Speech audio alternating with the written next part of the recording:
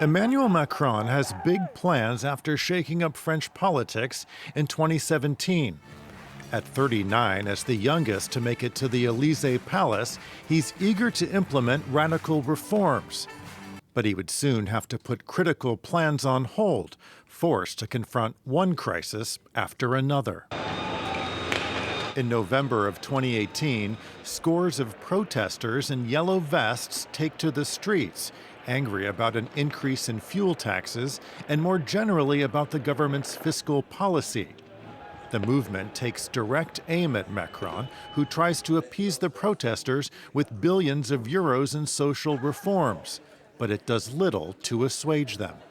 As the yellow vest, the gilets jaunes movement breaks out, and then of course that's followed very quickly by the pandemic. So the whole feeling of this presidency is that it's been very much almost like a stopgap, that it's never found its rhythm, and that's been very difficult for him to manage, I think. Adding fuel to the fire, public outrage over pension reform in 2019 leads to widespread protests, followed by a 6-week transportation strike, one of the longest in French history. Then, a crisis no one saw coming. An airborne virus known as Covid-19 begins to spread across the globe. Macron's government issues a strict lockdown and comes under harsh criticism for initially dismissing the importance of masks.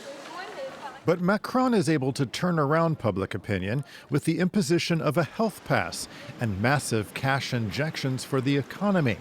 They earned him support from a majority of the French while he faced off with vocal anti-vax proponents, admitting he wanted to piss them off. We know that generally speaking, the process was a successful one in encouraging the French to get vaccinated, but also the general political view, the general public opinion view was that that was a good thing. So he didn't suffer from that. It was quite a sizable movement, but nevertheless, it didn't work against him. Then in February of 2022, Macron faces his biggest test on the world stage when Russia invades Ukraine. He tries to broker a peace deal, speaking repeatedly with Vladimir Putin and trying to coordinate a European response. From crisis to crisis, it remains to be seen if Macron's record will help lead him to the Élysée Palace for another 5 years.